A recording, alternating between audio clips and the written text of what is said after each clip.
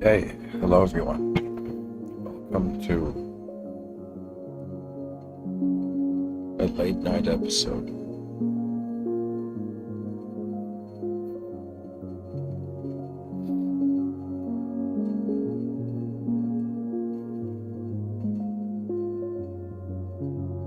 The mind is located in the timeless. This is simultaneously a paradoxical and incredibly beautiful statement. And so the effort of human beings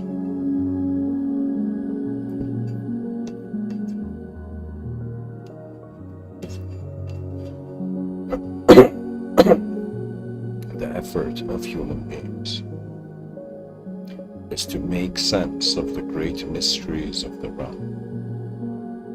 And so the mind is one of them. And I have come to a conclusion after 30 laps around the sun that where life is happening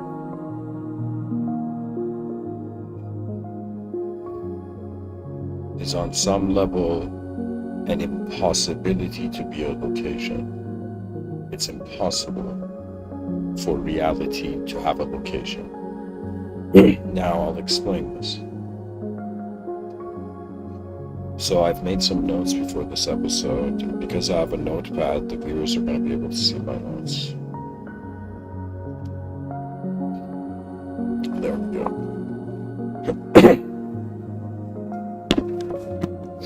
Well, actually, maybe I shouldn't show this.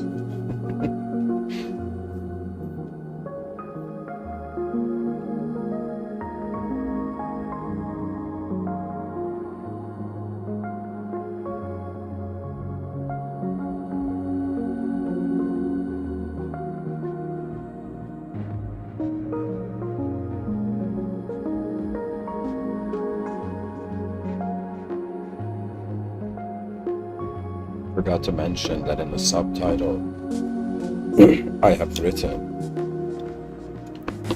inner and outer event conflict.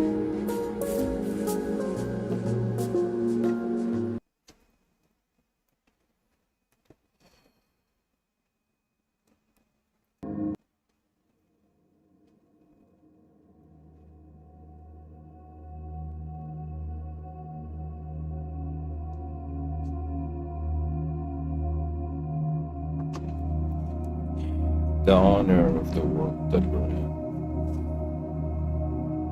Shall one human being attempt to explain the timeless? The mind. And if anytime the viewers suddenly see my voices become slower, it's because I'm simultaneously writing this. The mind is located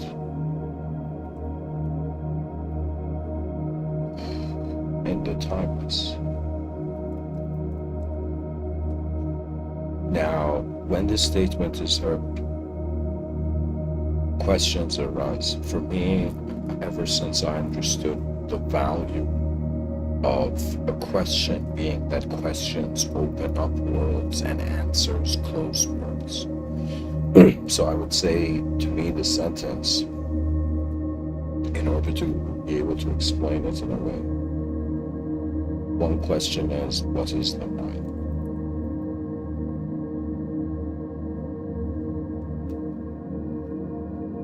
The other question is, what do we mean by location?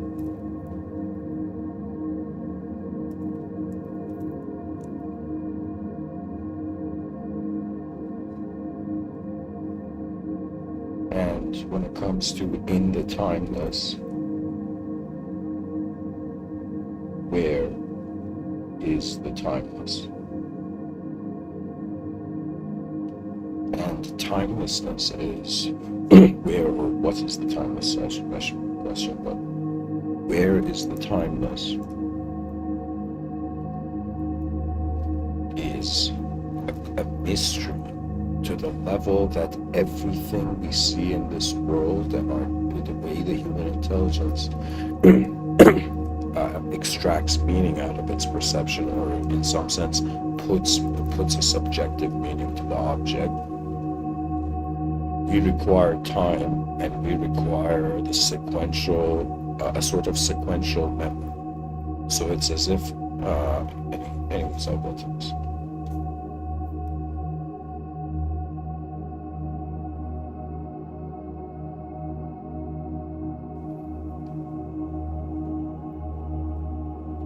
Now, the current view of what is the mind is that, I would say, through modernity,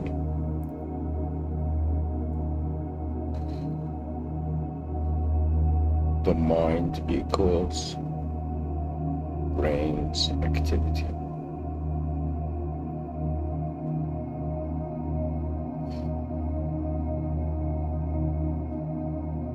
The brain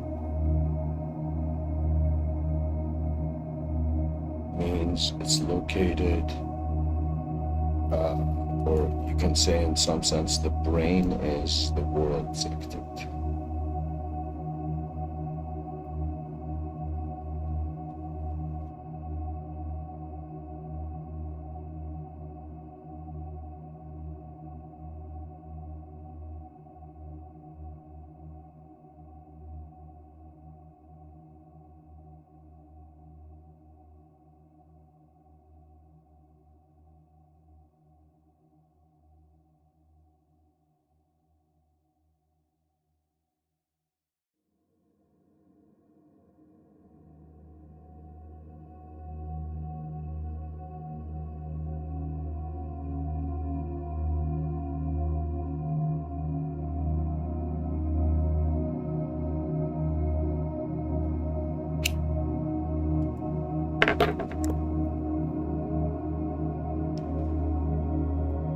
The brain is located in the world. That's why I'm saying it's the world's activity. Now the great question comes, where is the world located? Now this is a remarkable question.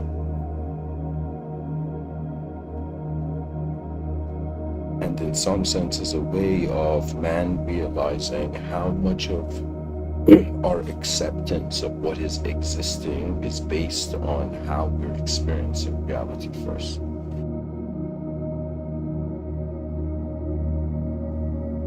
Pretty much this is the mystery of the mind. Right now, people are saying that we have a mind. And we say the mind is the projection of the brain, its neural synapses. And then we say, what are the neural synapses? We say, okay, these are the activities of the world, pretty much the forces of nature are sculpting the world, and the world is sculpting the body, and the brain is sculpting the mind. Like, that's the attitude, right? The world is the great sculptor. If you have a secular perspective on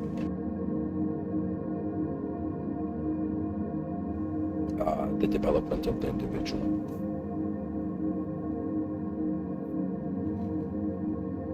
Now, when we say, okay, the brain comes from the world, and then we ask ourselves, where is the world located? Now, a very interesting scenario arises, right? The world equals edgeless or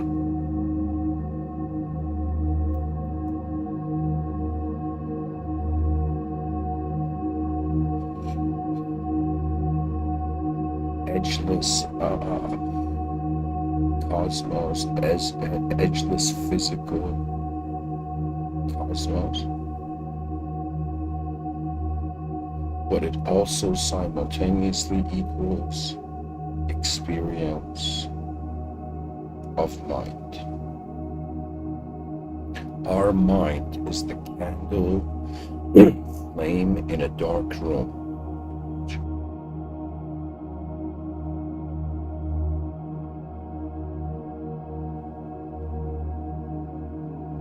So in some sense, I would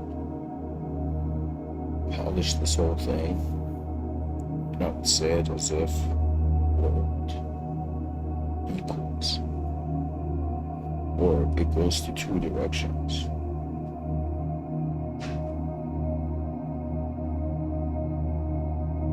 Existence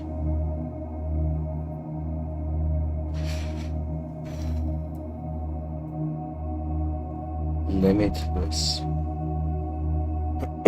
We say limitless existence. That means we can't see the edge of the physical world, but we know that it's here. We know right now that in our conscious waking state as human beings, we're actually in an existential setting. That means that before we called it a world, right?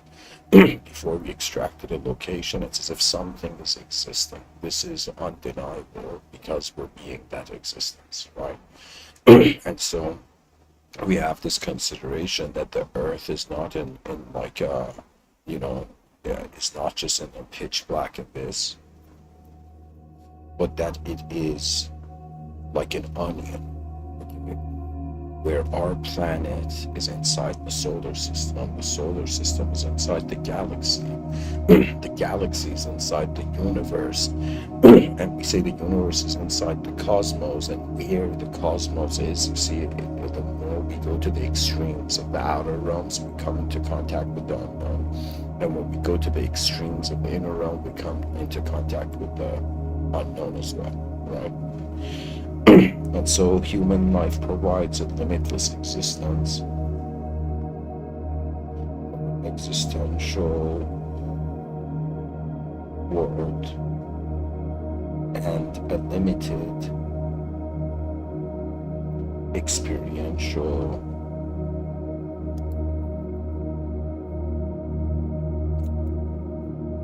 self.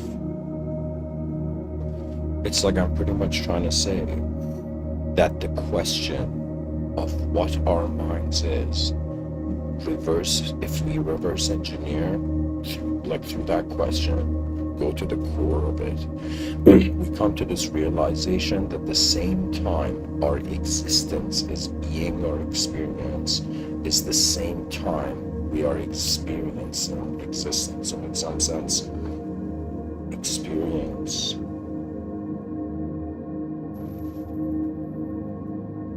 of existence is being simultaneous with the existence of experience. So I think this is a cool way to talk about it. So in some sense, we are inside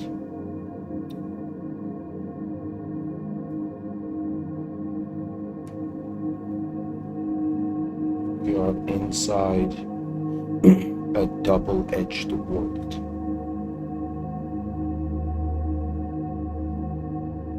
For example, just a rock, let's say, let's not open this up to panpsychism yet, but let's just say that we look at a rock and we're like, okay, that rock is existing, right? Or for example, in video games, right, there's like the terrain, the setting, and then there's also NPCs in the video game.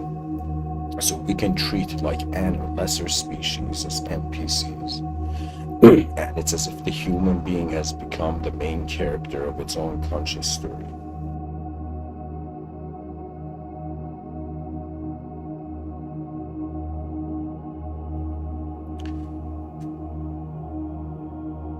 So in other words, it is hilariously circular. So we have the world here.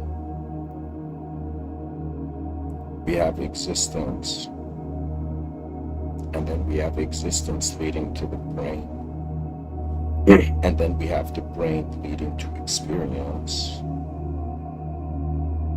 and then experience leads to, where was I going with this? Oh yeah, mind, and then the mind goes back to existence. The mind exists to the degree that right now imagination is visible, but it's not tangible, right? That's one of the most mysterious things about imagination. I consider myself, just to myself at least, as one of the perhaps one of the most, not most, but I'll say this as one of the people who really cared to figure out the mystery behind imagination, and how is it that we are saying imagination is unreal, but what is moving us and the meaning of our reality is starting in our minds, in our inner realm. So it's in some sense it's like this object here. this diagram I'm saying, it would be like an object becomes a subject, and a subject becomes an object. Pretty much that's what's going on, right? And the way I'm saying that's what's going on is because we at least see the pattern of like a human being coming into existence, this human being developing an identity, communicating, mobilizing, the free will having a sort of a role in the realm. And then what does the free will look after or wonder about? It's as if like an object became a subject. Now the subject is wondering, am I an object? And if you were truly mystical, you would be like, am I in some sense subject? There's something in my other talks I explain, and I'm proud of this because I think it's one of the most interesting ways maybe a person has talked about metaphysics or mysticism. To me, I have considered, like, it wasn't always like this, but I have come, it's like if I was a bird, this is the branch I have landed on at this moment. And to me, there are 3 dimensions to this life. There is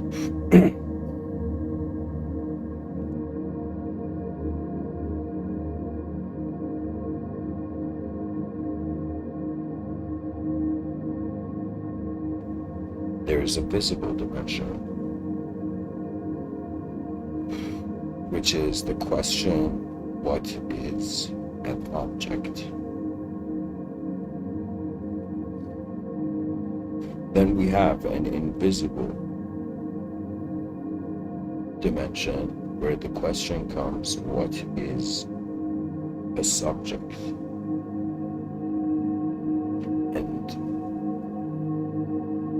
Pretty much that.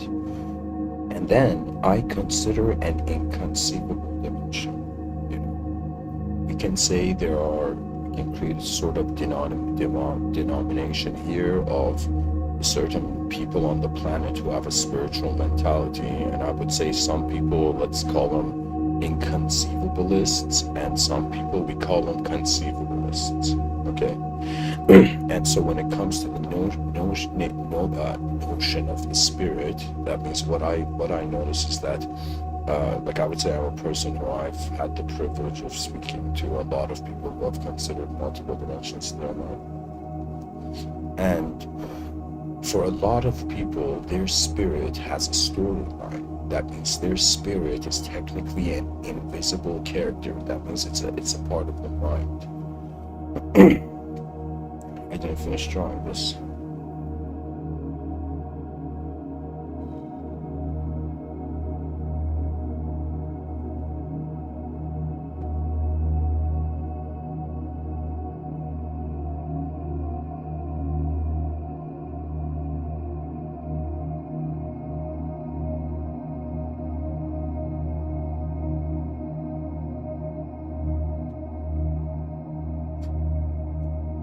The visible dimension, this is our body. So to me, you can say, here I'll put the word life. Life. Okay. What I mean is that there's a visible dimension to our life, which is our body. This cannot be ignored. The blessing of the body is that a lot of it is actually automated, right? The human biological body, it's kind of like, it's like self-sustaining, right? So there's voluntary actions, which are in the domain of consciousness. And then there's involuntary actions, which are in the unconscious, we consider, right? And that means, like, right now my heart is technically beating unconsciously, even though I can feel my pulse, but like how it's happening is not like an instruction from the free will or a sort of movement of the free will. It's being, It's like its intelligence. This is what instinct means, that what something is giving it an intelligence, right? But when it comes to intuition, that's how consciousness utilizes the existence. It's pretty much like an experiential dimension moving first before an existential one. That's intuition.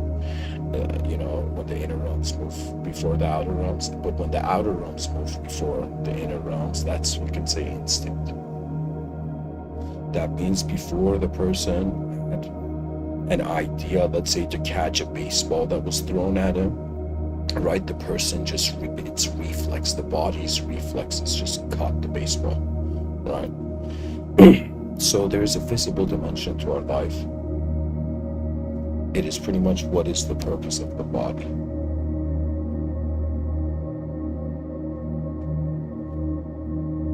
When we come to an invisible dimension, our invisible life is our mind. And anybody listening to me, you have ambitions, you have dreams, you have any sort of, let's say, emotion of, like, let's say, something to do with the past, whether it's guilt, whether it's anger, whether it's trauma, whether it's regret, whatever, right? These are all in an invisible domain. So what I'm trying to tell you is that our body is in a visible dimension. It is instinctually occurring.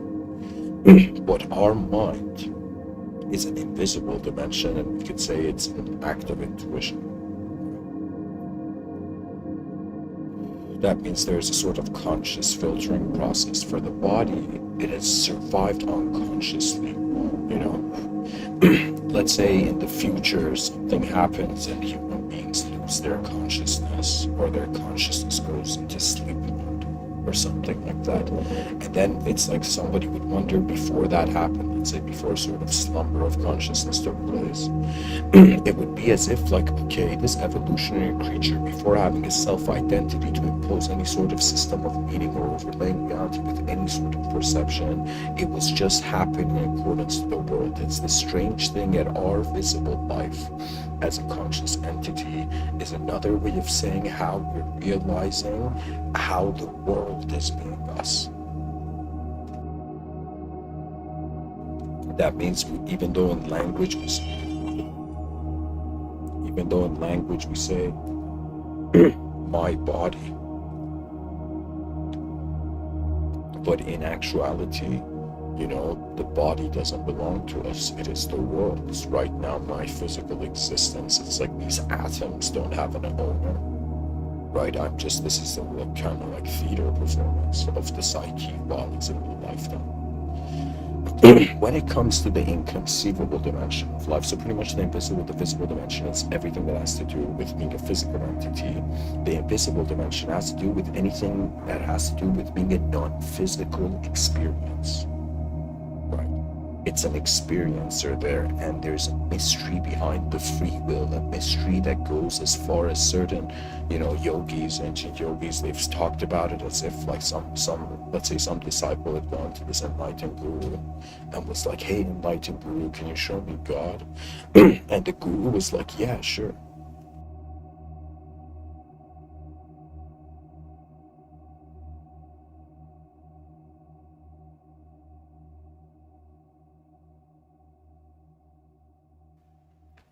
And so the disciples like, really? You can show me God? No way. Okay, show me. Right? And so this is how the story shows the disciple,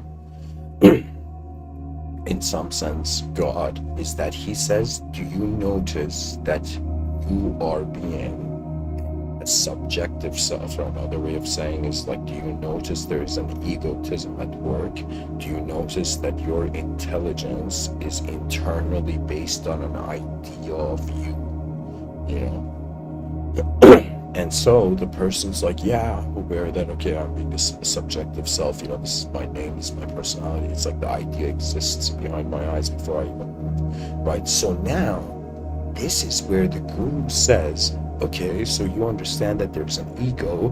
Now, what is moving your ego? And that question was the answer. That's how the guru showed God, where he said, what is moving before the free will is an idea? Or in some sense, what is moving the ego?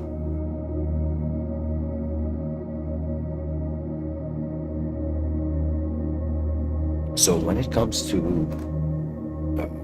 the inconceivable dimension, I call this the soul. Okay, to me, the soul is, I'm an inconceivabilist. What I mean by this is that to me, the soul is not, it doesn't have past lives, it doesn't have future lives, it doesn't have a sort of shape. It is actually how space is alive before shapes can be consciousness. To me, the soul is like how we don't see the roots of the tree, okay? And to me, the branches of, or the tree outside of the soil is like, let's say, the body. The roots are like the mystery of the mind. And in some sense, its interaction, let's say, with the soil is like how the inconceivability, you know what it is? It's kind of like we're this multidimensional intelligence, and one of our dimensions has a relationship with something that is so unknown that it cannot know it. So like the roots of the tree can't know the soil, and they can't be seen in some sense.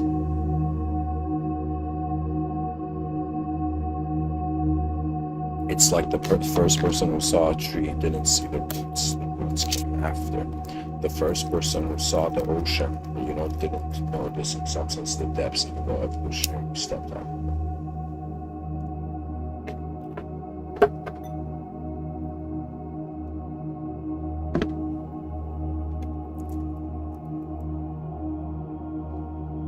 And so when somebody wonders about their invisible life, it's pretty much saying they're wondering about the purpose of their life. Now, when somebody wonders about their inconceivable life, this is where the soul can't have purpose. Now, the way I'm using the term soul is actually, some people may think it's different from religion, but I would say the way I'm using the idea of the soul, it's as if for those strict monotheistic minds, I would tell you it's as if to see the soul as inconceivable is in some sense appreciating how the source of life is inconceivable. So what I'm trying to say is that one's inconceivable life is not in time.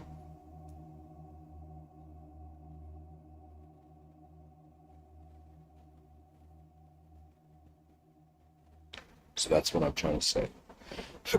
I had a conversation today with my twin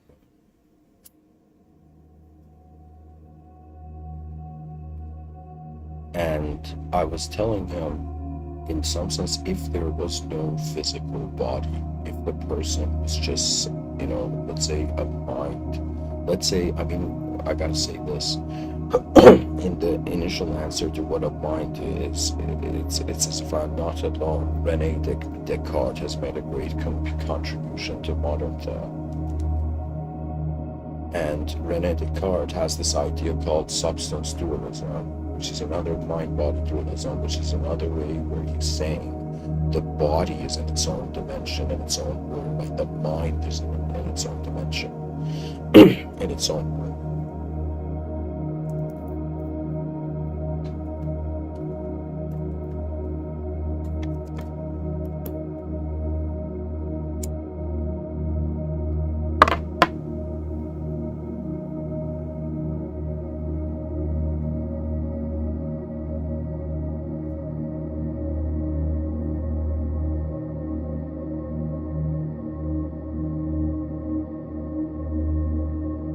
So where I was going with this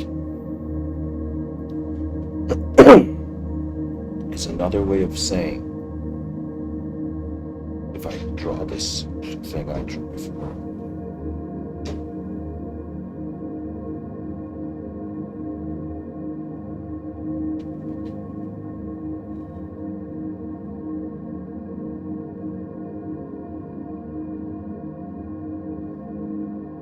pretty much this is again what's going on. There is a physical world, we're saying. The brain is receiving senses. The brain requires a self-identity, so it's not just enough for a person to just have sensory perception. The sensory perception is filtered through identity. And identity is another way of saying our memory is active.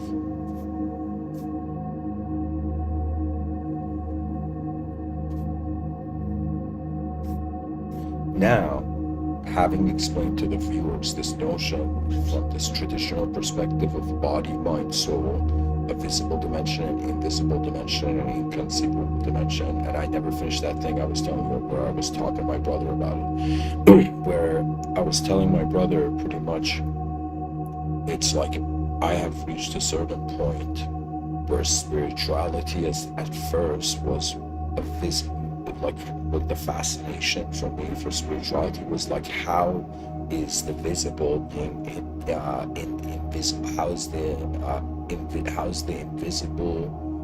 the visible moving invisible? Okay, that was the fascination.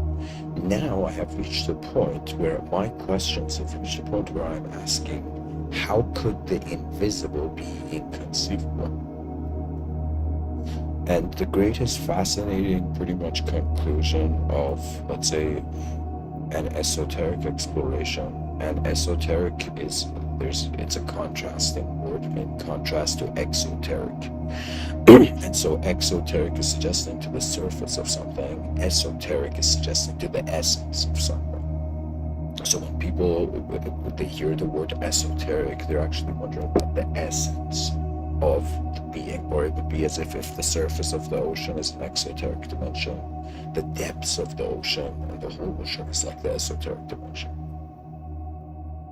Pretty much what is beyond the surface of the sight that is being the analysis of the world. Really, people don't appreciate spirituality because they're caught in its story. Spirituality, true spirituality, in my opinion, is actually when you realize you cannot be a subject.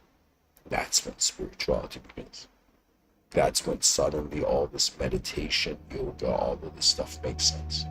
You know?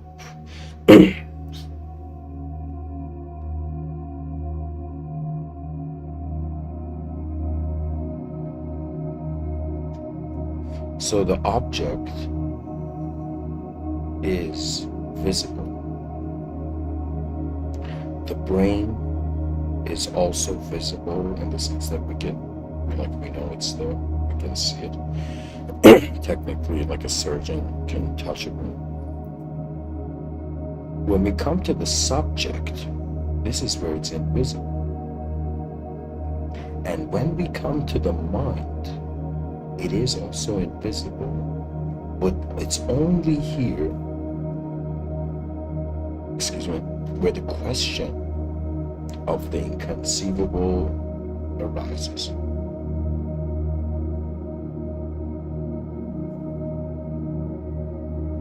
And pretty much I would say it would be as if like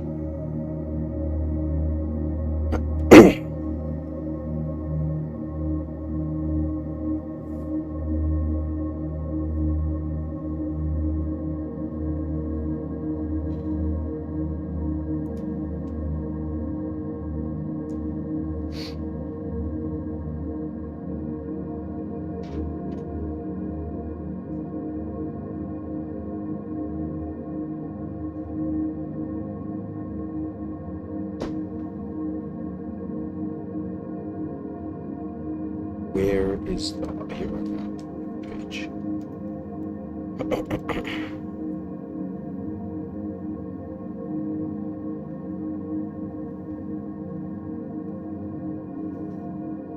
Where is the object? The visible object. And so for now, human beings, the way we use the concept of mind, it's like the answer is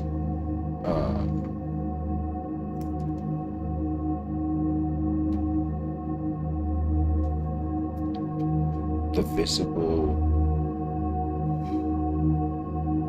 object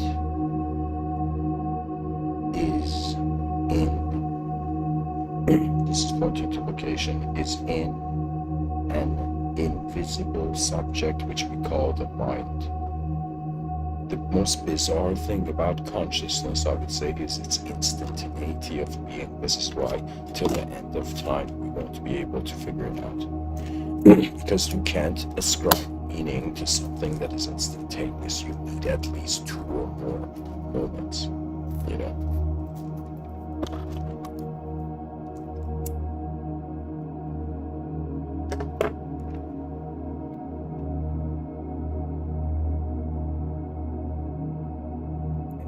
Right here, instead of invisible mind, I should write invisible subject.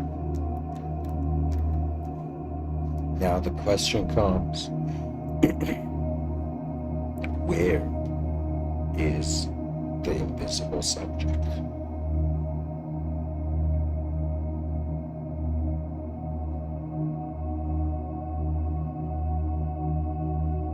When I say where is the invisible subject, it's another way of me saying, is the body in our mind, or is the mind in the body? Like, that's where the mystery goes. So when I'm saying where is the invisible subject, I'm saying we started from saying, okay, my body is in my mind.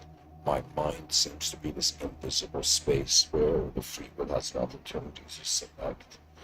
And so now we're saying, okay, this idea of myself. So it's as if, like, the visible object, it's like body is being your body, you know, the DNA is existing.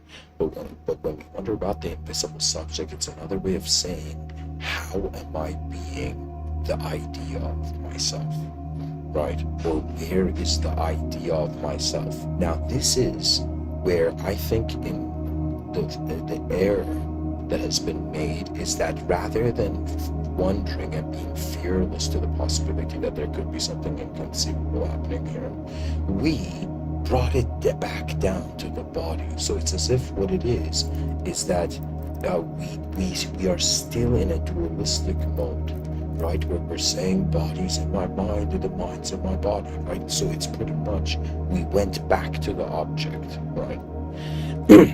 So it's as if we're saying, where is my body? It's in my where is my objective body? It's in my subjective mind. And where is my subjective mind? It's happening inside my brain, inside the objective body. But that's not. This is where I'm here to make another argument, to say that that's not where it's happening.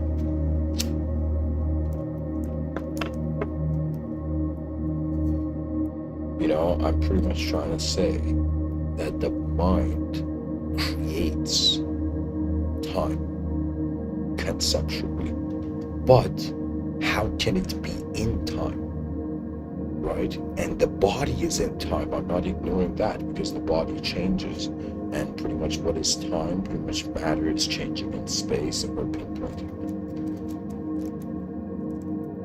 And of course there's more sophisticated, you know, let's say, you know, views on time, you know. But, you know, so far it's a common for what I'm saying. So when the question comes, where is the invisible subject, I am saying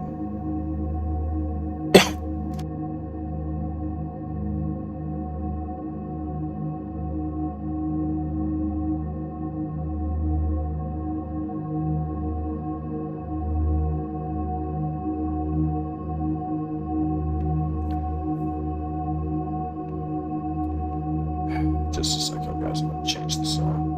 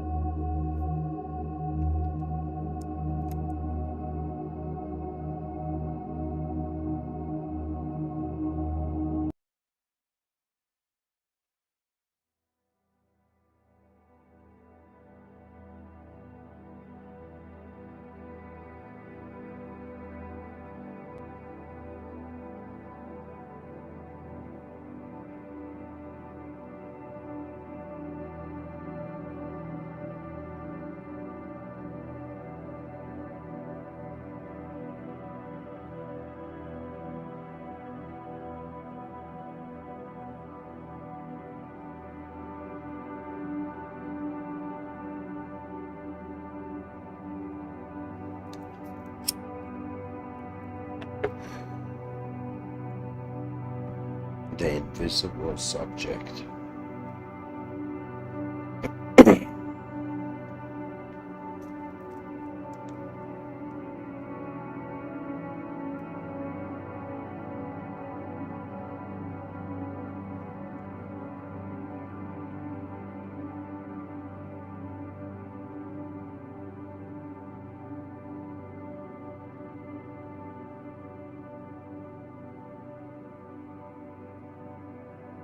And okay, so let me say this.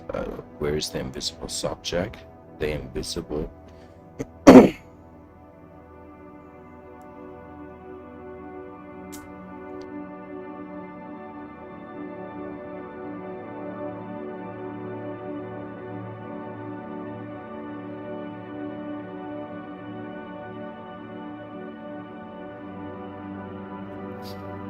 Excuse me. The invisible subject is in an inconceivable an unknown moment. We can say, I'll call it an unknown. Why not? Let me coin the term.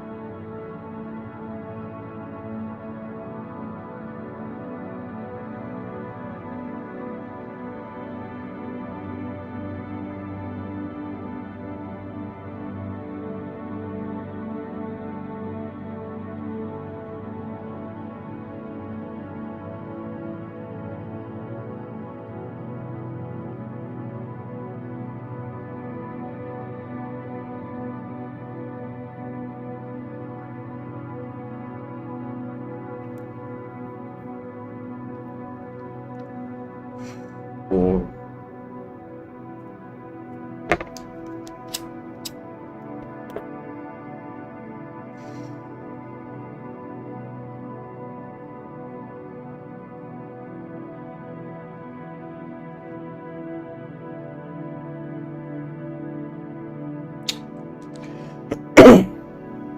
pretty much it's either inside an inconceivable unknown moment, that's the other side of the coin, or the other side of the coin, it's inside the visible body. Now, I shouldn't say I refuse, but the reason I consider it's not inside the visible body, simply because we can be conscious in our dream states. And so the eyes of the individual is closed in a dream state, like their visible body is like in an unconscious state, yet in a dream. Like imagine a dream happens, and inside that dream the person is seen. There's consciousness.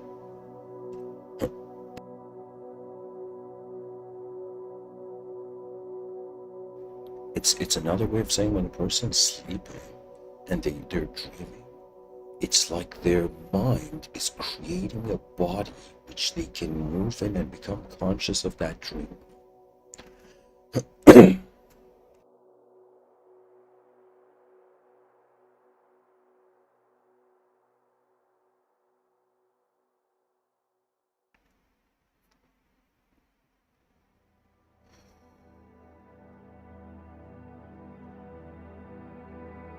This is old school. This is new school.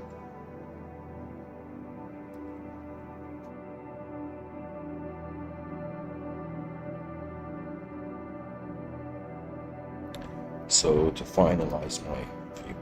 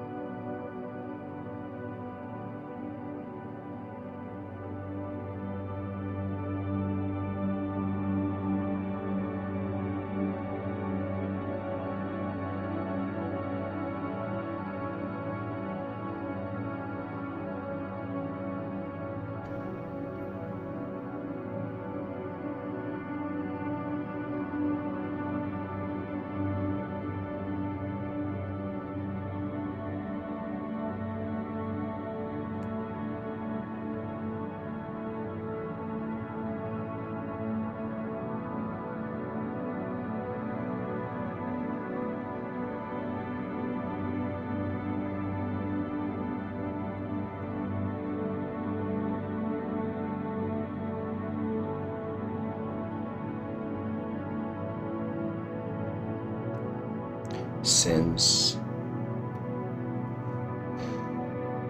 the world is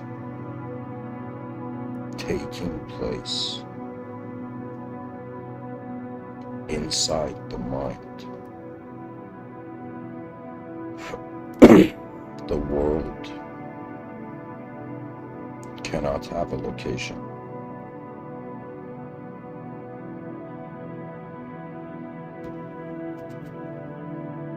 Pretty much it's another way of saying matter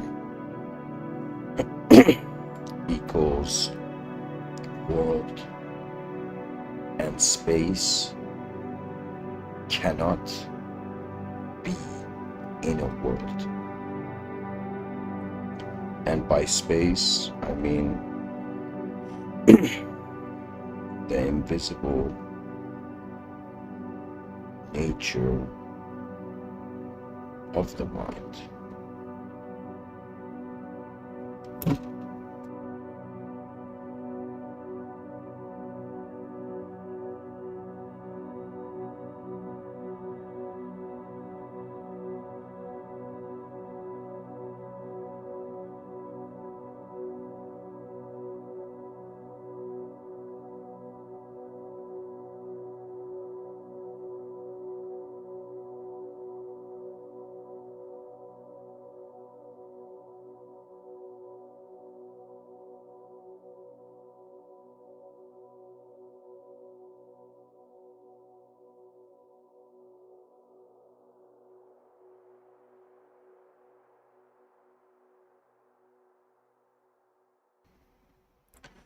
So,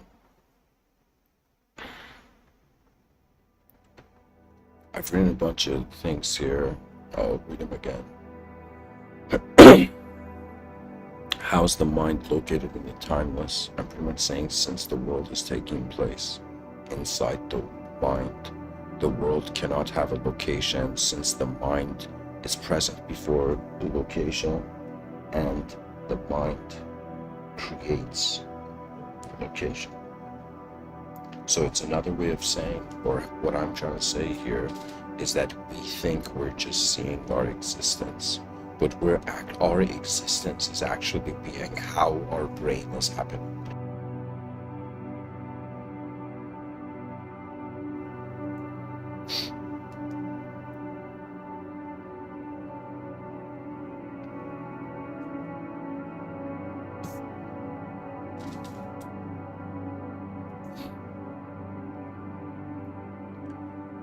Our visible body is being invisibly watched by the mind, and the invisible mind is being watched by an inconceivable witness.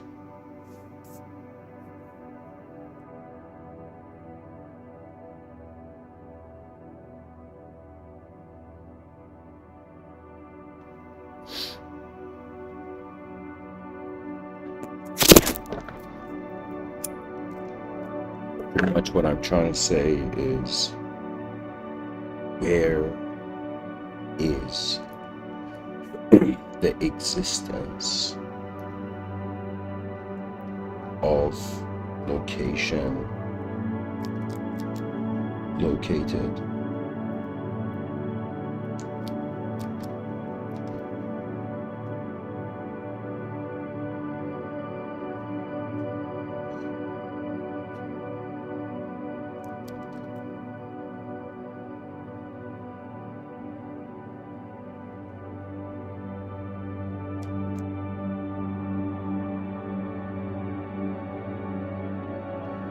It is located in our conscious experience.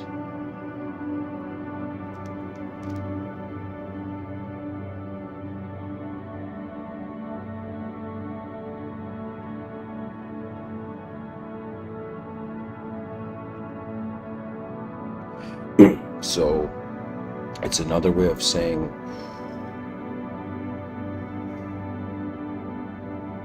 where is the concept of location, or this notion we have of there's a location? And so we're like, okay, there's existential content, but the only way we're knowing it is because we're simultaneously being conscious of it.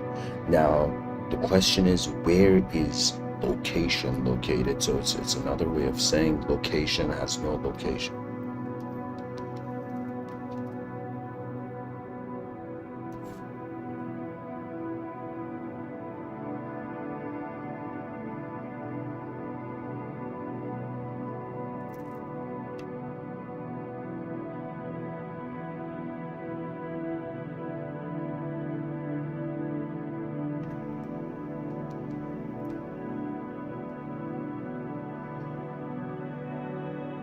So it's another way of saying, we're saying, where is the world located? Where is it?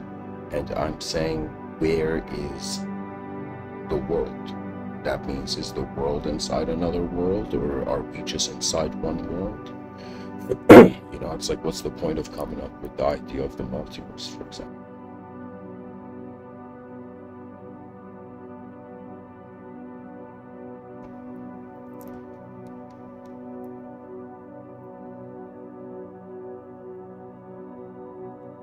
So where's the existence of location located?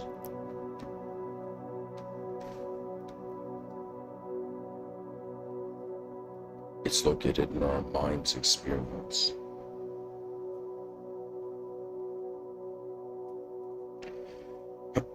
And where is the mind's experience located?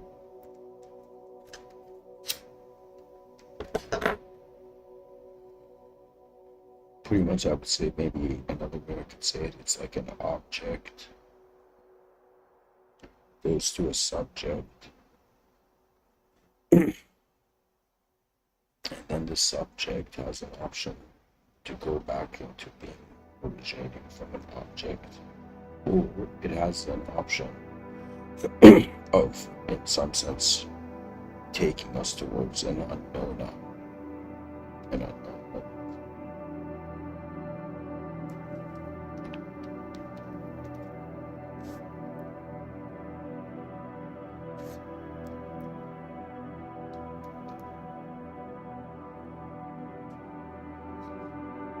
So it's kind of like I'm saying,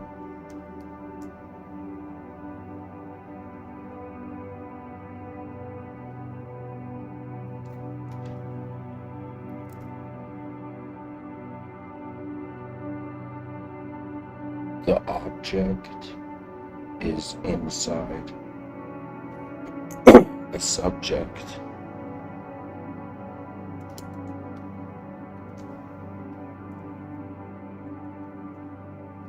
The subject is inside the unknown.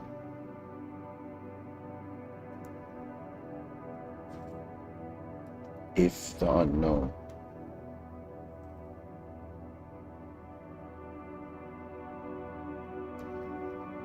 is in time,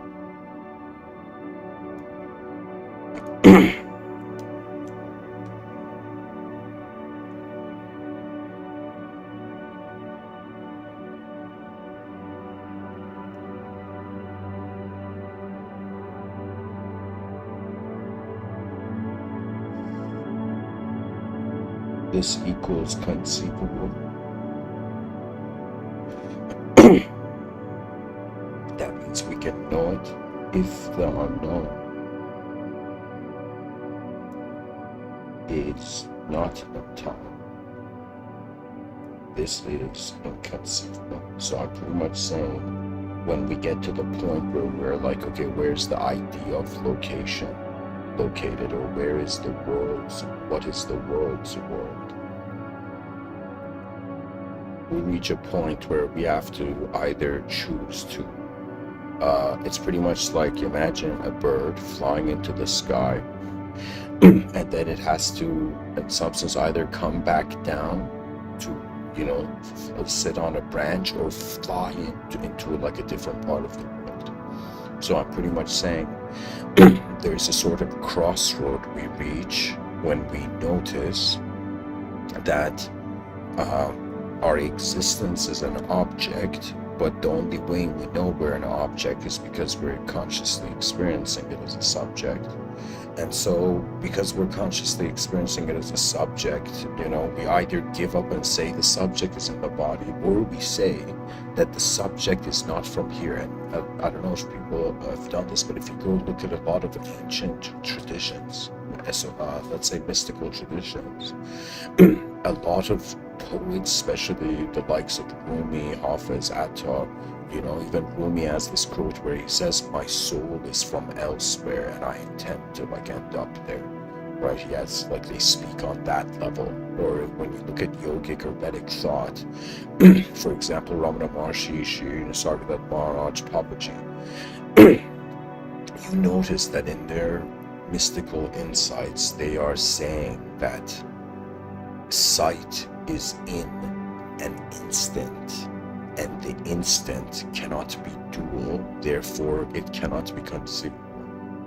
So it's another way of saying that this whole time that we have been human beings, and even though the body is born and the body goes through a sort of beginning, middle, end, but it could be that the mind on an esoteric dimension, that means the exoteric dimension of the body is like beginning, middle, end. But the esoteric dimension to the body, you know, is in some sense there is a mind that is timeless. So it's another way of saying an instantaneous power is allowing the object and subject to be linked as one.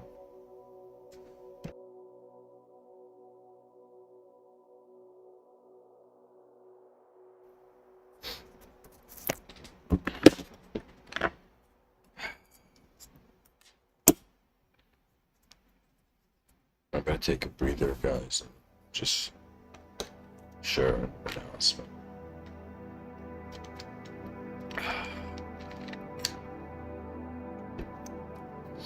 Pretty much, I've been thinking lately.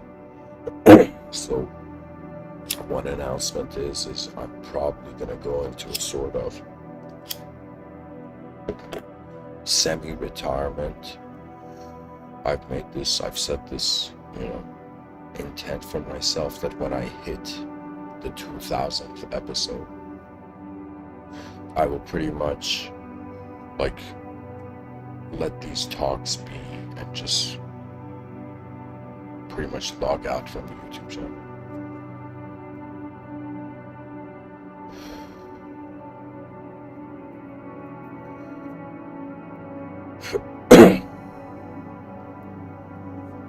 That's one announcement.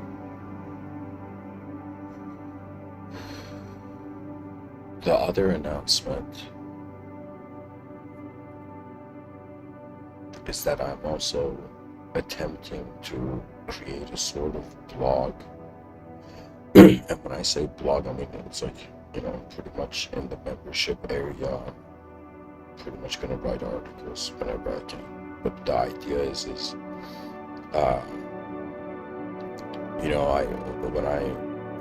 when I graduated from film school, and I can tell you this, that one important lesson I learned, where it was as if they had told me don't fall in love. I was pretty much this guy who had next level like sci-fi ideas. And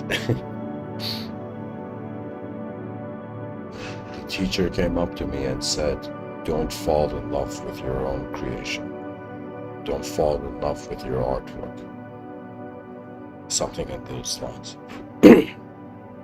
And I have realized the reason that there's value. At the time I didn't consider it, but the reason there's a value to that is that a person needs distance from their own energy, poetically, to be able to realize it again. So it's going to be, at least for me, the 2000th episode is going to be like my effort to move into a different lifetime. When I say lifetime, I mean in this lifetime. The mind has an incredible ability to see something multidimensional. And so it's as if pretty much, they would say the monkey mind. It would be like the mind is playing games. And so these games of the mind, it's as if the human being, just if we thought about it as a multidimensional being experiencing dimensions, it would be as if like, okay, I experienced my existential dimension, my visible self, my visible body. And then I experienced my invisible mind. Now, when it comes to the inconceivable, the ancient yogis and mystics,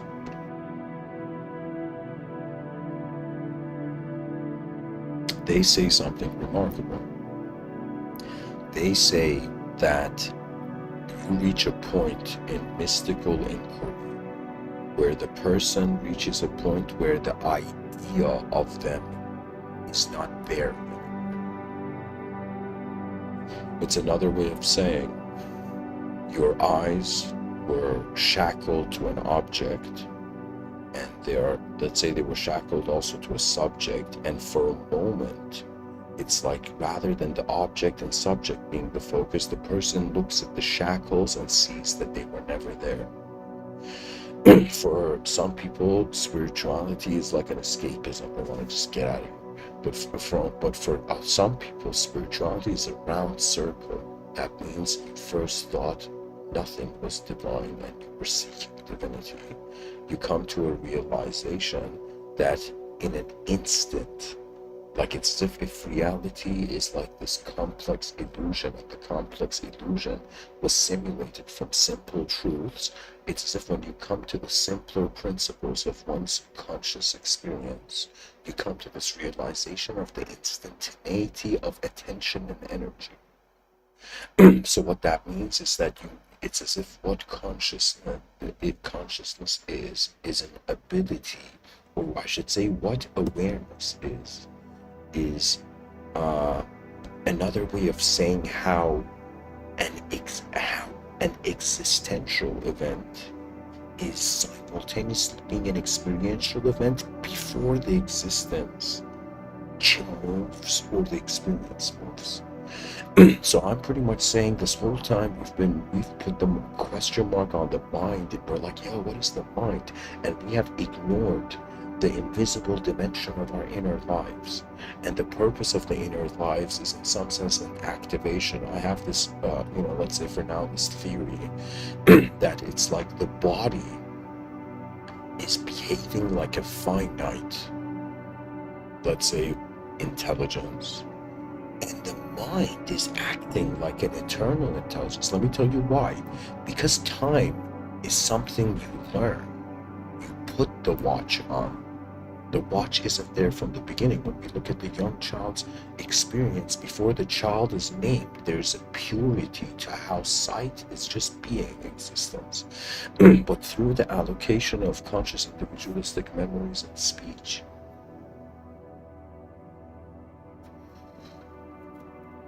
we go into a completely different ballpark.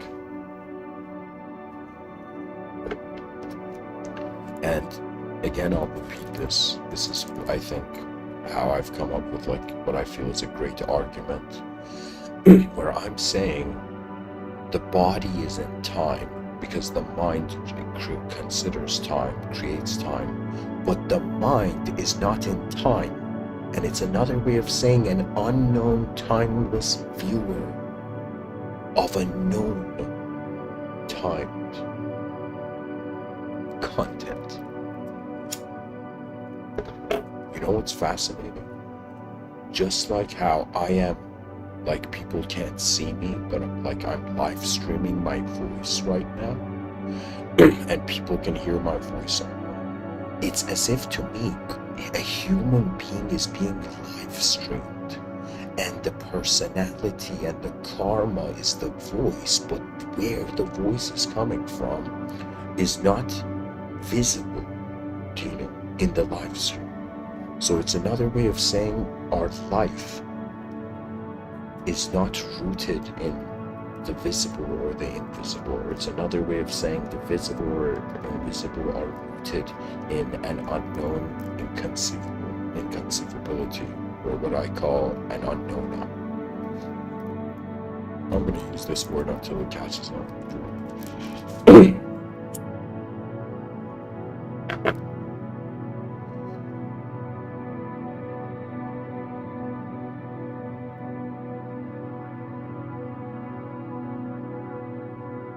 So the mind is not in time, because in order to create time, there has to be an awareness prior to time.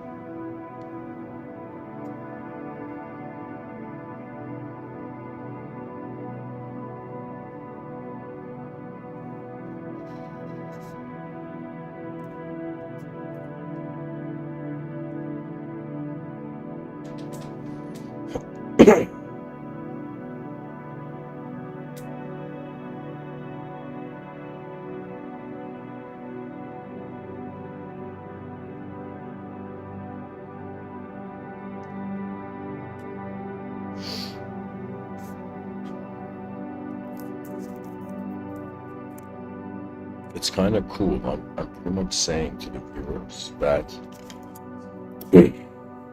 instantaneously we're timeless.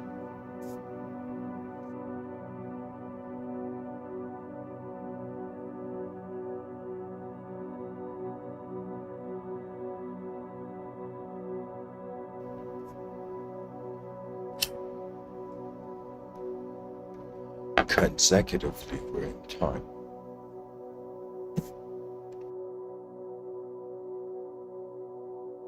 Time is a sequence.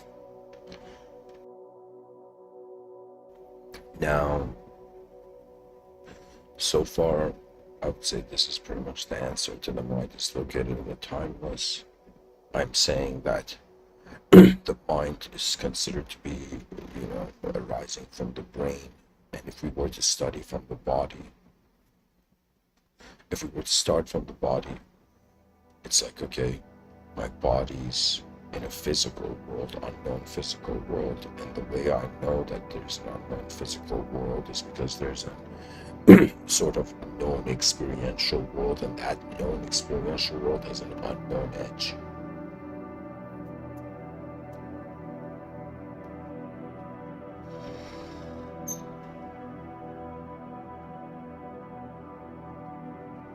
It's pretty much like, let me see if I could draw it here in the corner.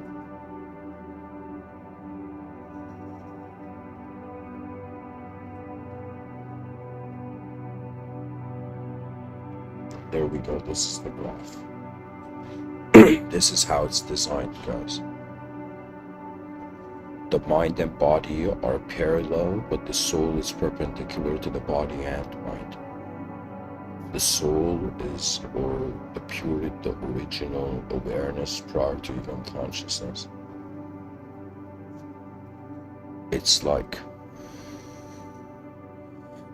technically for the body, there is no time. The experience of our body is just like a present moment happening. But our mind is in time.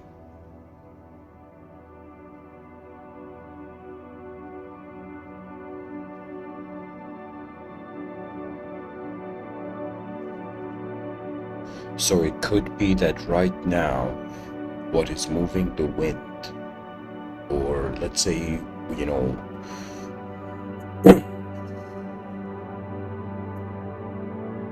or what is moving animals, lesser species,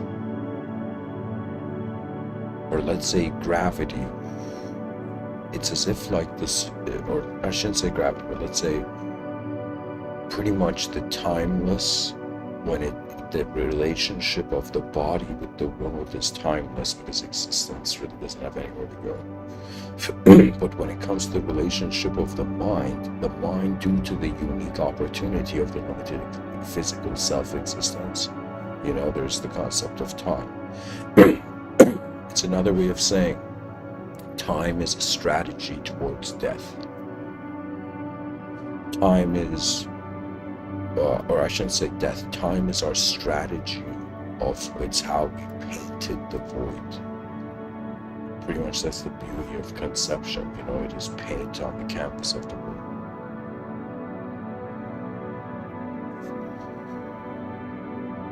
So now let me go on to these other points I have here and then end this episode. When I say when the inner and outer event of our life conflict, it's another way of saying our visible and invisible life have different intentions. For example, I'll use myself as an example. My visible life's intention has been to survive, but my invisible life's intention has been like quality of the experience of the survival. So it's so for example, I'm a cigarette smoker, so that's like an anti-survival activity and an anti-survival intent to the perspective of the body, but to the perspective of the mind, it's the quality of the moment simultaneously being considered. It's another way of saying like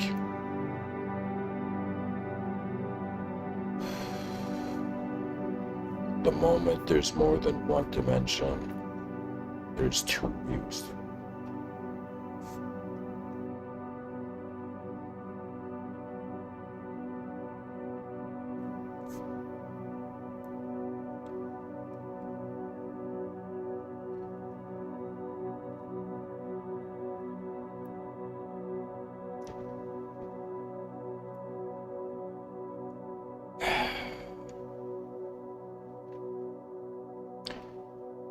Let me see if I could use other examples.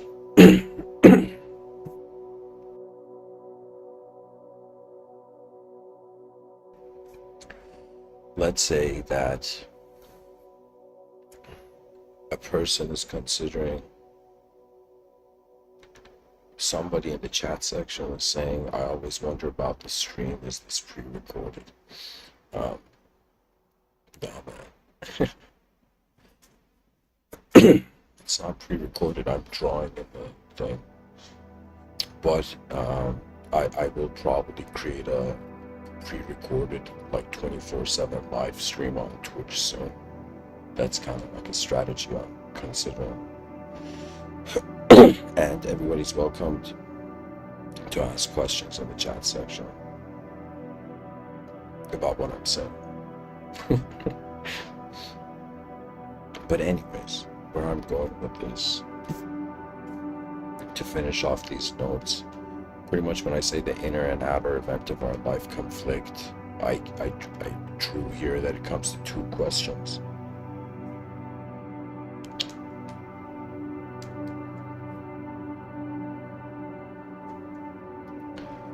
Is our mind moving the body, or is our body moving our mind? This is another way of saying, is the invisible moving the visible? And free will can testify. And is the visible moving the invisible? And the brain can testify.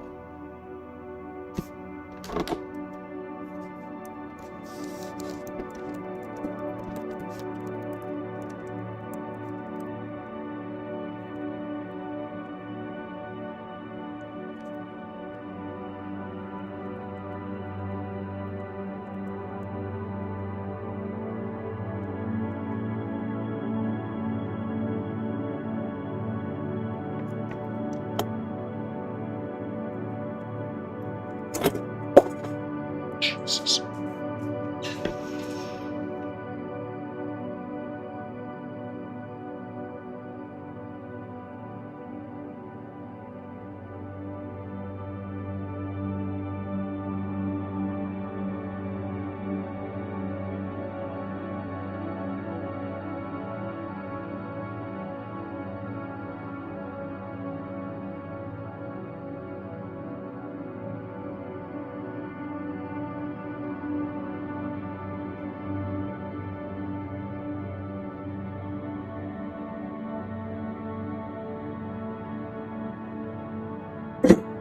So, is a subject moving an object or an object moving a subject?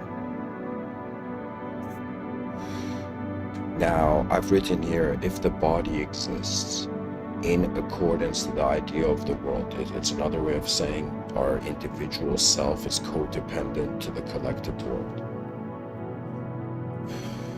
then the body cannot be considered to exist independent to the world. So, in this point, what I'm trying to say is pretty much it's an attempt to debunk this concept of the body. And let me tell you what I mean by this. If right now I am saying this is my body, the only way I'm capable of saying that is by first considering that there is a world. The body's content is the world's content. That means right now I am a universal being. Why? Because the content of my body is made from what is found in the universe. Pretty much we're all talking periodic table, where the periodic table is reincarnating as civilizations rise and fall. But again, the point here is I'm saying the idea of the body cannot exist independent to the idea of the world, because the body is a separate condition, and the ability to consider separation means that there had to be something we would separate it from, right? So it's another way of saying when there's a world here, we can't really say our body is a body, like it's an individual capture, right? It's as if like it's a unknown dark forest and we have a lantern, and that lantern is like being the limited experience of the conscious body, right? But in some sense, it's like the forest is bigger than the lantern. It's not a perfect metaphor, but I think it works.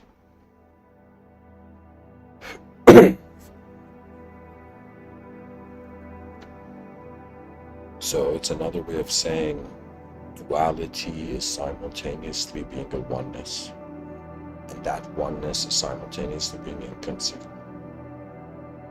It's another way of saying that we are in a hamster wheel of duality, and existentially it's like we can't get out of the hamster wheel. Why? Because it's like it took us 4.5 million years to get in it. But at the same time,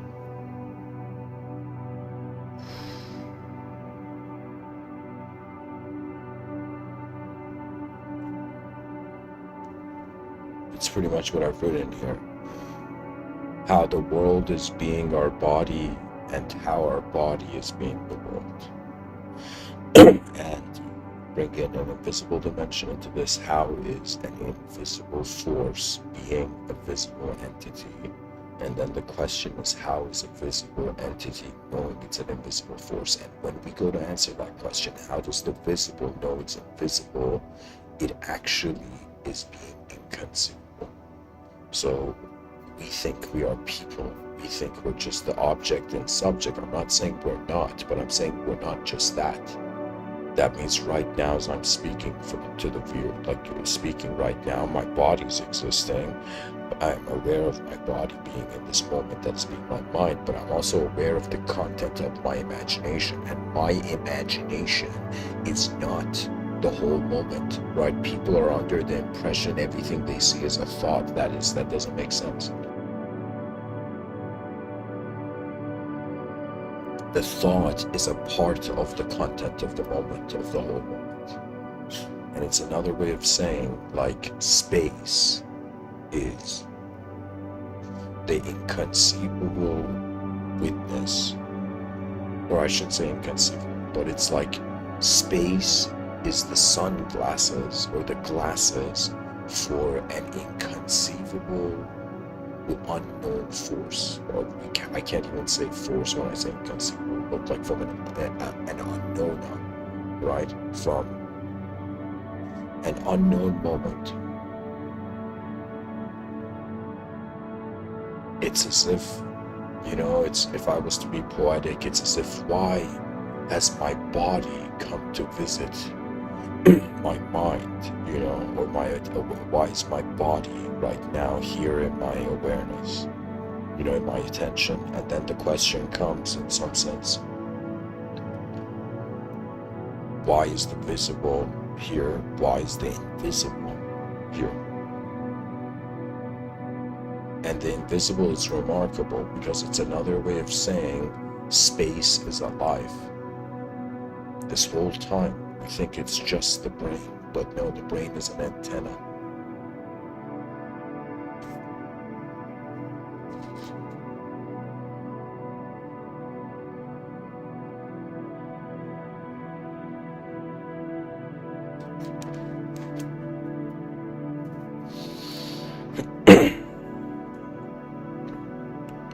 So we are an inconceivable witness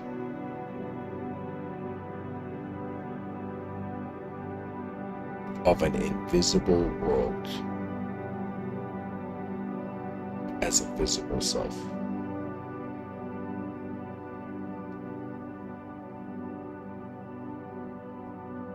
The unknown is the closest thing to divinity, because divinity is considered as revelation, and where does revelation come from? It's the unknown becoming known beyond the boundaries of man's mind.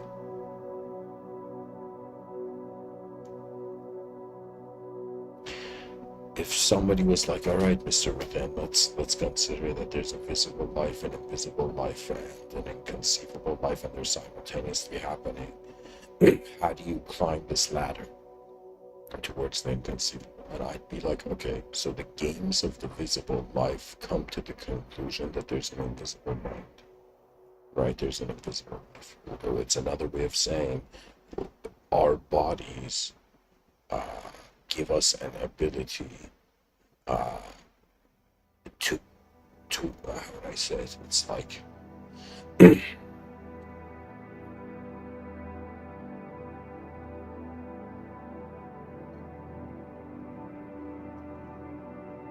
visible life comes to the conclusion that there's a mind. Anybody listening to it right now, where is your free will happening from? Where is it, or how is it happening? It's like we cannot ignore memory, imagination, and the whole subjective, dominion.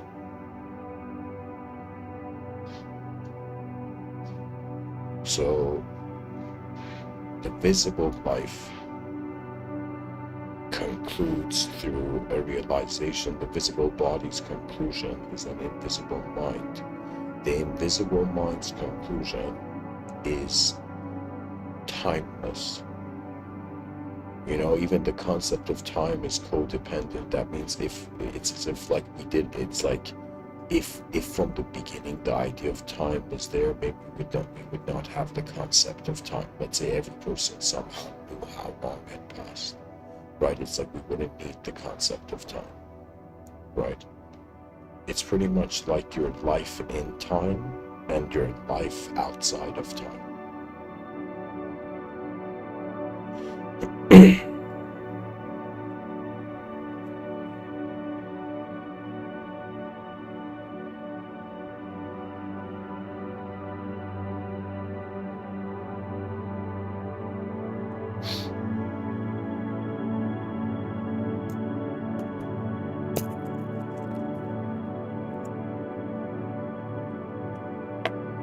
The way I feel that I wouldn't say completely, but I feel I have met one experientially, not ideologically. And I feel that to some degree, not completely, I have experienced certain inconceivable moments where I could not be an object or subject because it was so obvious they were both viewable. It's as if the awareness is not limited to its content, what can be. You know, the idea of time requires the timeless. There's a reason Plato says time is the moving image of eternity. Why? Because we need it. Just like we need the concept, we have the concept of matter and we have the concept of space, and we're like, where's the matter? It's in space. Or where's the known matter? It's in unknown space. Similarly, where is the known time? It is in the unknown timeless. And the closest thing to a timeless is instantaneity. I think that's the biggest clue of mysticism, that enlightenment, it's not about years and years of, being an artificial, machine of an ancient book,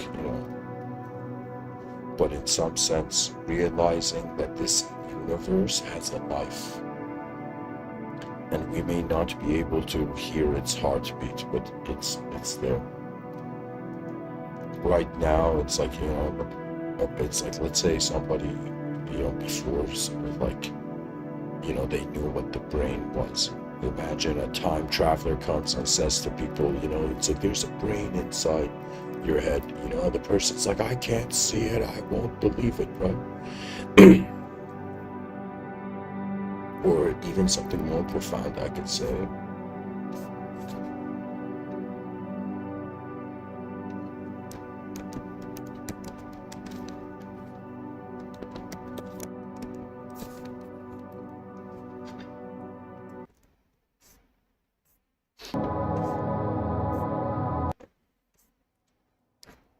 Excuse me.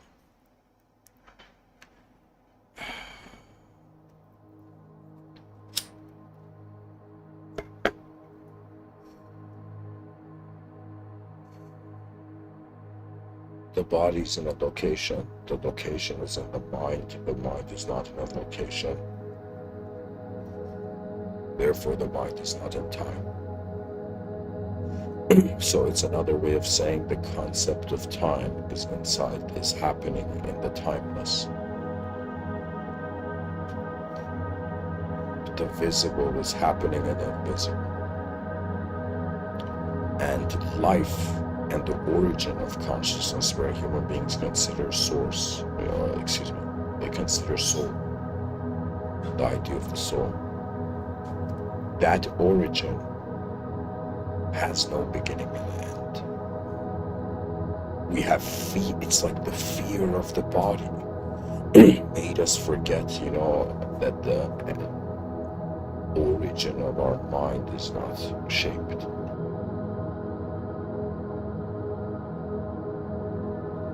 The mystery of consciousness is another way of saying, how is something shapelessly knowing it's a shape?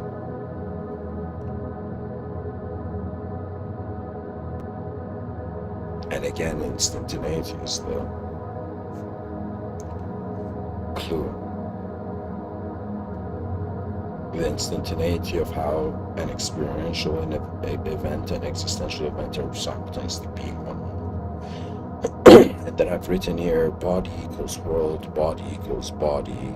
Technically, if the world equals the body and the body is just thinking it's the body, technically it's like the body's the world.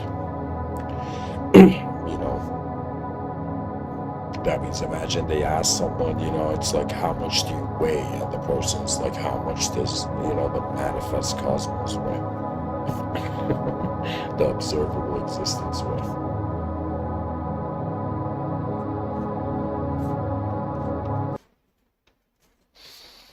And so, to end this off,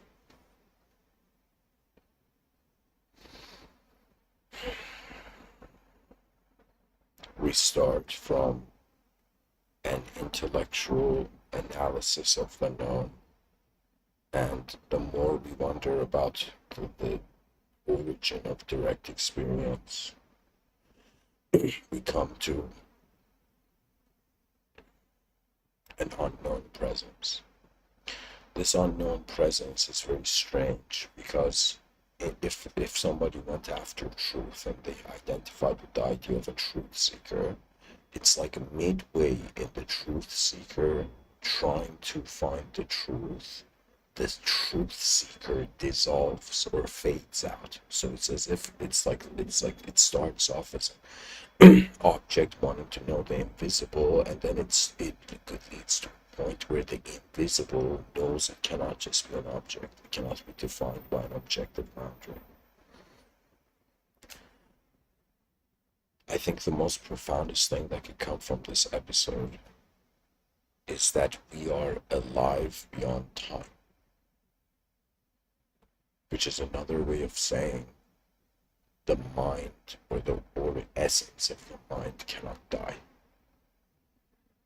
So it's like this whole time when Alan Watts, the great Alan Watts, he has this remark. One of the, I think the deserves to go to the Museum of Language in the future. He says, imagine going to sleep and never waking up. Now imagine waking up having never gone to sleep. That's the essence of the mind. The mind has never been unenlightened and can never be or become enlightened. Why? Because it is not an object in change. And when I'm talking about the mind, I'm saying it more for a secular audience that just sees the dimensions of reality being body and mind. Right? Anytime you wonder about something beyond mind, you go into the domain of, or even if you wonder about the nature of the mind, anytime you wonder about anything beyond the body, that's metaphysics, right? Like psychology is actually a metaphysical study, right? Because metaphysics means what comes after the physics, and so it's like an evolutionary circumstance or an evolutionary creature appeared, but what is happening as the experience of this evolutionary creature is beyond the physics, right? And so I would say the issue is not whether reality, like atheists and theists are fighting over, it's a visible truth, it's an invisible truth, but I'm telling you, right? The concept of God is an invisible idea, but the meaning of it is an inconceivable being. And when I say inconceivable being, or guys, just take this in, right? It's another way of saying we played in an inside and a conceivable simulation to the point where we're now asking, could space be an illusion?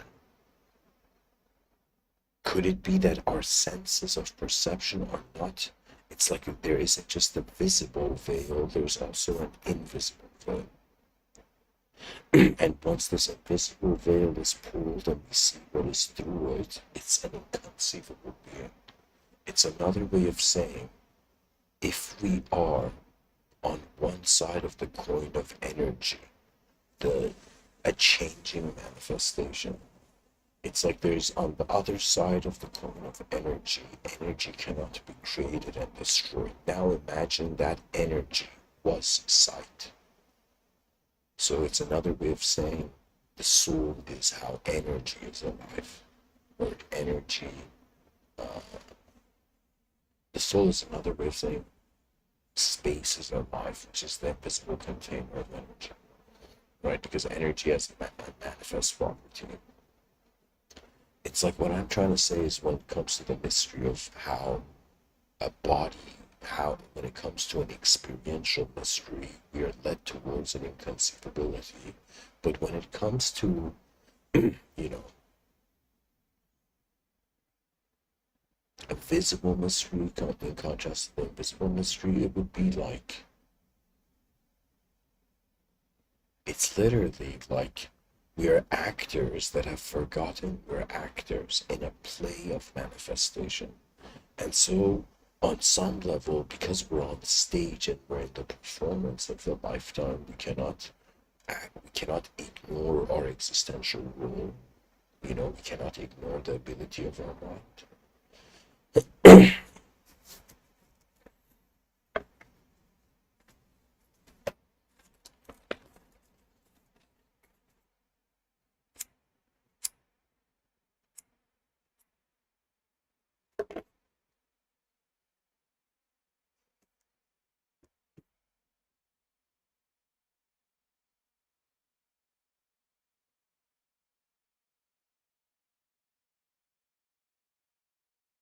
The mind identifies, let's say, okay, I gotta use two terms here. I gotta say body-mind, body-mind, and the mind-body, mind-body. When I say mind-body, I would say that's more like invisible being visible. Body-mind is the visible being invisible. When a human being acknowledges space, just the fact that we can consider space, I think that's a huge evolution. That's probably like one of the most brilliant, steps in evolution, right? When emptiness could be conceptualized.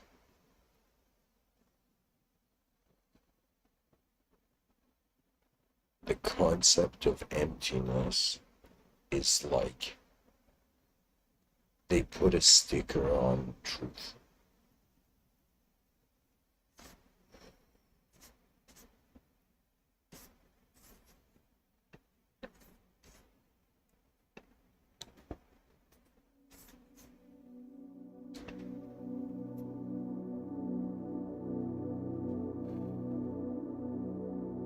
We don't know how long we'll be here, but we are here. We don't know what the destiny of the visible is in the invisible, and we don't know why an invisible viewer has found itself in a visible shape. But what we can, I would say, realize is that we are on stage. Like, imagine we're all rock stars and we're on the stage of manifestation, right? And in some sense, why do people go and see rock stars? Because they're seeing a human being that is allowing themselves to be themselves, even though, they could, there is like, let's say, chemical imbalance for the rock star on stage. But the idea is that there is a psychological freedom. And right now, when I look at society, we are so conditioned as physical entities that we don't even wonder if there's a non-physical life. We say imagination is not real, but we're imagining reality to be real. It's as if the brain can only imagine.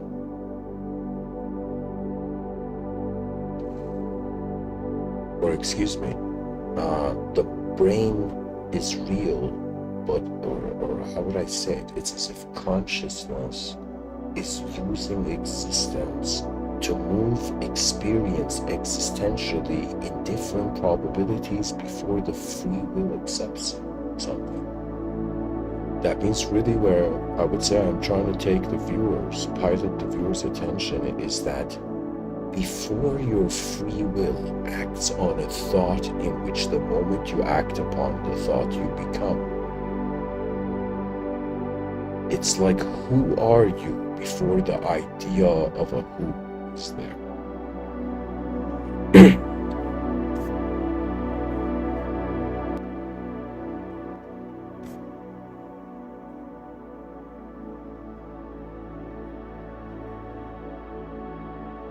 There is a secret, a living secret behind our eyes.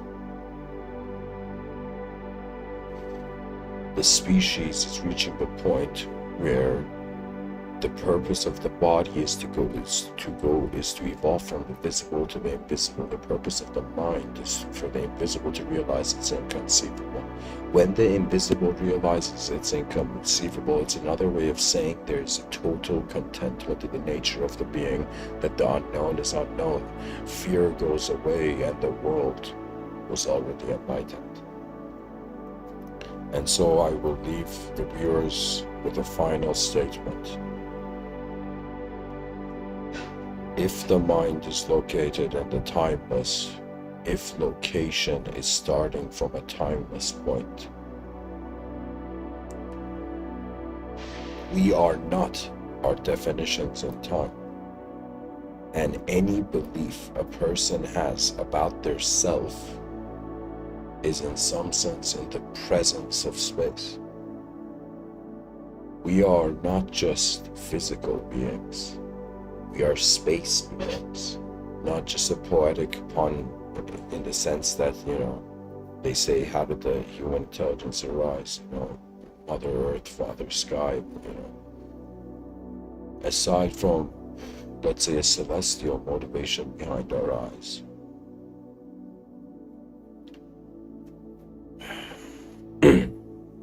Imagine the planet was alive and space was its oxygen.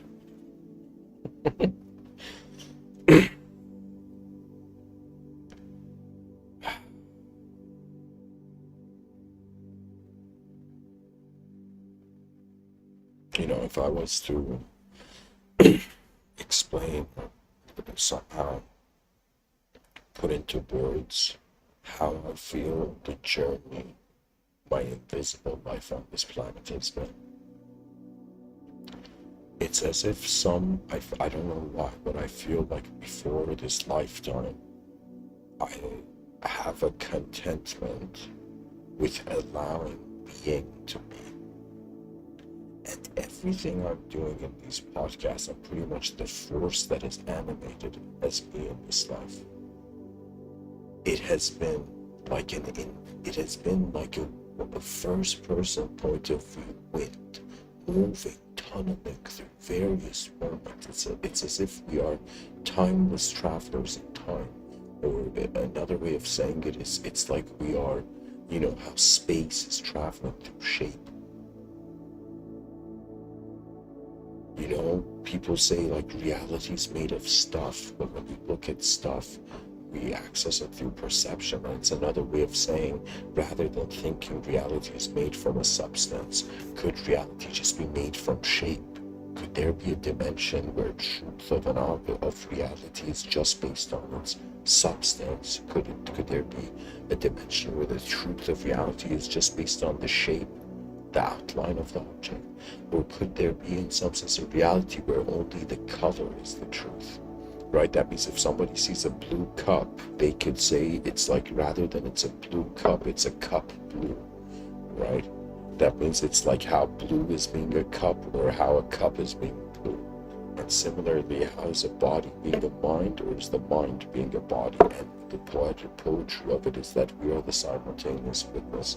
We are the circle of consciousnesses, the circle of yin-yang, where chaos and order dance.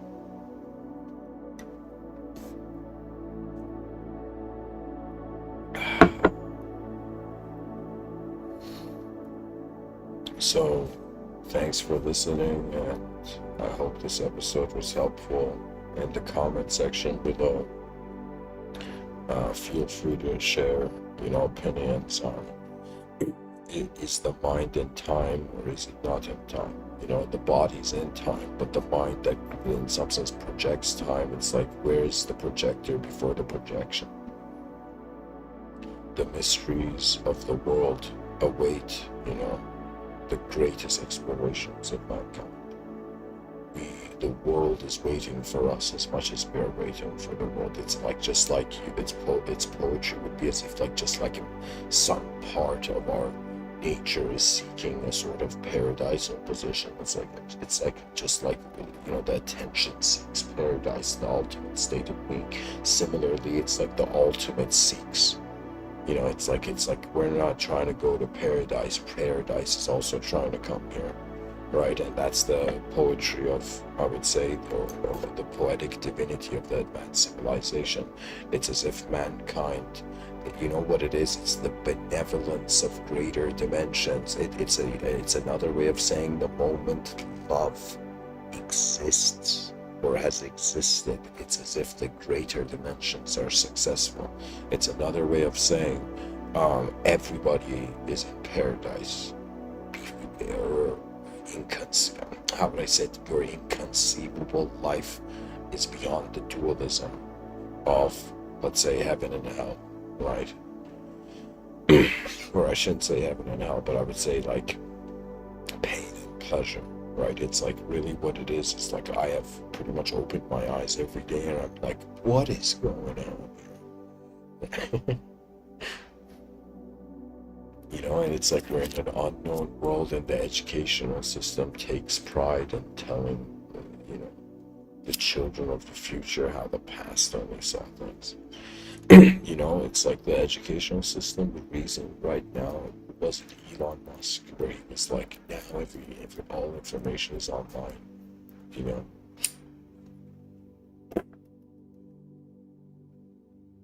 the world needs explorers of the unknown rather than, I would say, cowards. Bunkered in past knowledge. Really, the purpose of a new life is the experience of a new world. As much as we're here to experience others, we're also here to experience ourselves for the first time. Every day I wake up, I'm like, no way, I'm having a first person point of view, of a human existence, right? And it's like the world nature has its own hidden poetry. It's as if it creates such a, nature has created it's like such a giant landscape, and we're such a small part of it.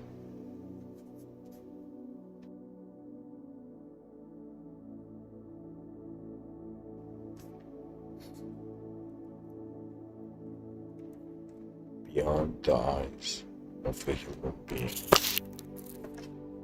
there is a being that is present prior to the human. That means it's like before, it's like we're being human. If right now we're human beings, the other side of the coin is how we're being human, how our attention knows it is being before it, in some sense. It does everything, but when it comes to this side of the coin, this plane of existence we're in, it's as if we do something and then we're being. So it's as if we are in that side of the coin of this world where doing is in the causal dimension and being is seen as an effect of what is happening. But on the other side of the coin, being is the causal position. So it's another way of saying that we have a body, or it would be, I would say, the soul is being the mind, and the mind is having a body. It would be something along these lines. And so, whoever you are who's been listening, and I always notice that there's a couple people who tune into these talks, and thanks for keeping me company, in the winter of manifestation. This world is a question mark, and the ego tries to turn it into an exclamation point, but it remains a question mark.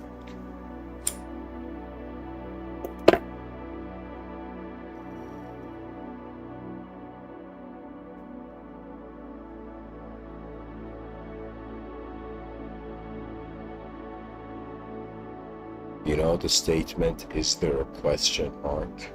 If we put a comma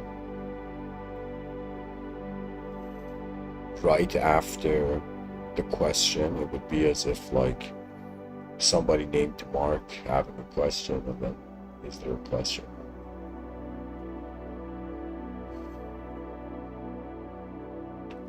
Wonder about the nature of reality. We're all blessed to access existence. And so it's as if we've been given an advanced technology. We are riders of evolution. And so the kingdom of humanity, the advanced humanity, is already, smiling in the stars.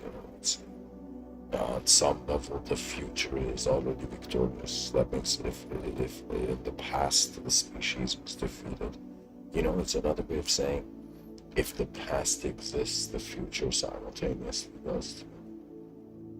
It's like a package deal. When you get time, you have the past, present, future. And we consider from the present the past, because we have a past there being the notion of the future.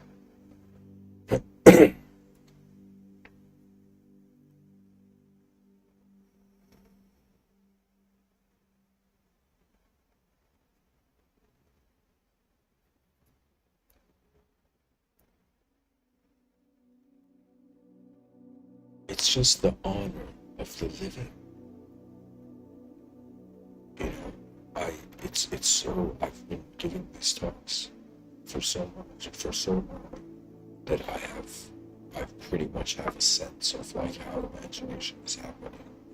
And that unknown presence, once you realize you're being the unknown that the mind was afraid of, then it's as if the person, it's very strange, it's as if the mind is timelessly, it's like the soul is timelessly waiting, you know, for a sort of visible life in time. Or I should say it differently, the mind is waiting for the visible. So it could be like, you know, our visible life. Its instincts are its program. Our invisible life, the free will is the program. Our inconceivable life is not in a program. So it's another way of saying the species is heading towards a state where we're evolving beyond the systematic approach. That means it's like we're not just experiencing the evolution of the human being, but the evolution of the system of how a being is being.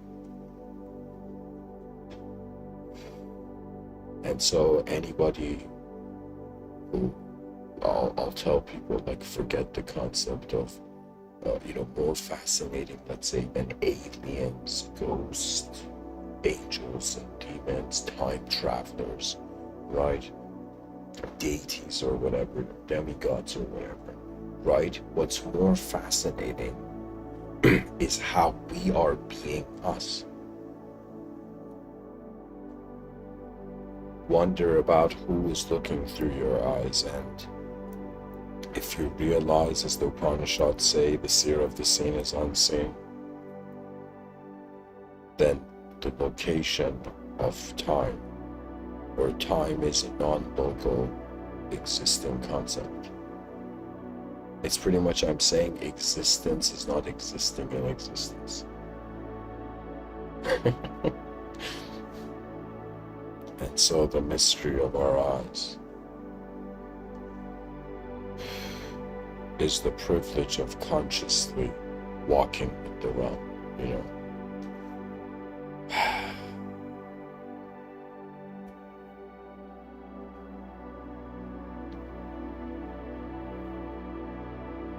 Our eyes have opened to witness the victory of the world of worlds. That means we're not here, you know, to just feel like a candle. It's a candle, that, like how the poet Rumi says, the candle flame. When the sunbeams hit it, the candle flame is indistinguishable from the sunlight. It's another way of saying, beyond the mind, the concept of God cannot exist. And religion is another way of saying you surrender the production of the mind, which is the ego, and you have faith in the unknown, right? But religious people, I mean, this is my opinion on religion, where any religious person claiming something is true is acting like God, and therefore, from a monotheistic sense, when religious people say something is true, you know, or the claim of revelation, technically it's like the revelation could be true, but the claim of revelation is untrue. Do you know? So it's another way of saying that if the truth is inconceivable and we conceivably act like we know the truth, it's like we're acting like an inconceivable God, right? So behaving like a religious person is actually not religious, in my view. This might be like a very controversial statement, but you know, it's like not a lot of people listen to this. What I'm trying to say is that if the causal position of reality is inconceivable and the effect is conceivable, the effect can't act like the cause. Which is another way of saying truth is independent of the illusion, but the illusion is dependent on the truth. the mysteries of our life are dependent on the unknown, but the unknown is not dependent on the unknown. It's another way of saying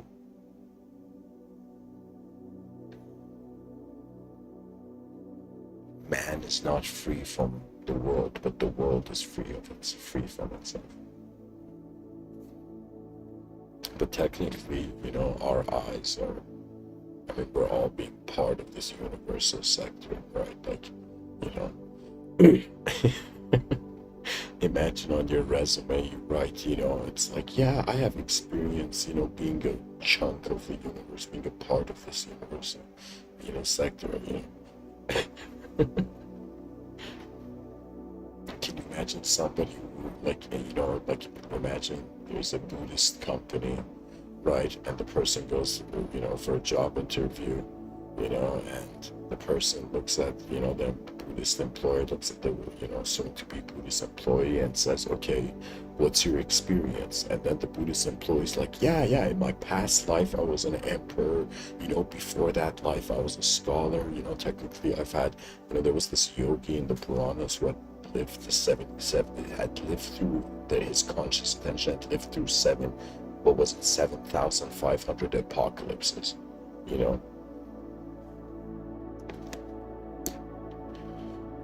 So it's hilarious. It's like it's like we see, for example, the Dalai Lama and the Karmapa in Tibetan Buddhism being like, what is it, like 14th and 12th? I'm not sure exactly the current number, but it's like, the Dalai Lama is like the 14th reincarnation, conscious reincarnation of Guru Padmasambhava. Sorry, not Guru Padmasambhava. That's something, another tradition. But it's like, I'm saying, like, it's like 14 conscious lifetimes. This dude in the Purana had lived through 7,500 apocalypses. It's another way of saying, like, it's like a timeless being showing off how timeless it is.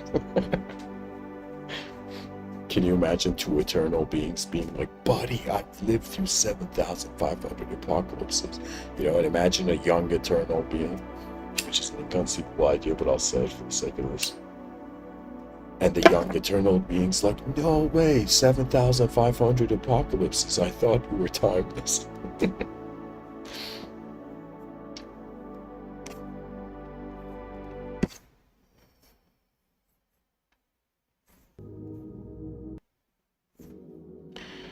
And because I have energy, I guess, the talk is over. Thanks for listening. If anybody has questions, Q&A, I'll open it up for a minute or so to see. Like, it's 2:52 a.m. right now, so it's 2:54. Anybody has questions or about this idea, they can share it. Pretty much it's Q&A. Usually I'm such an incredible speaker, nobody has questions.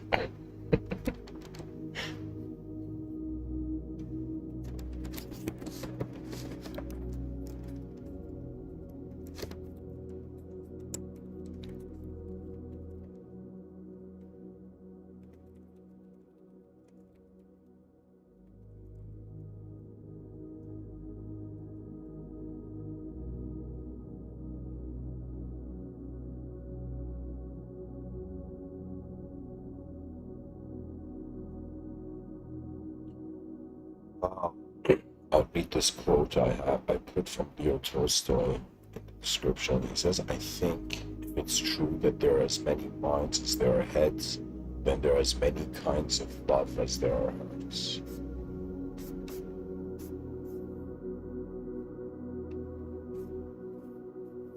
Then we have a quote from Roy T. Bennett. And I think this is an incredible quote. He says, don't be pushed around by the fears in your mind. Be led by the dreams in your heart. That means it's like, have faith in your own timeless being. That means trust the world that you're simultaneously in. Because what else can we do? like let's say we have this situation where somebody's teleported to another planet, and it's like they forget all their memories. It's like, what do they do? You just have the world and you trust the moment, you know. And through the full realization that the nature of the mind is empty. So it's like, just like how Buddha says, we look at an object and it's empty and the mind makes that object into a cup, or we see a nature into it. Similarly, it's like an inconceivable witness is seeing a nature to the mind, and what we think we are our free will, but the free will, I mean, this might be a bizarre metaphor, but it's like we're remote control cars, and the remote controller is not where the car is. So it's like we are being moved, or let's say the human being was seen as a puppet, and we were wondering about what are the strings connected to, and the reality of what is moving the strings is beyond what the puppet is made of, you know.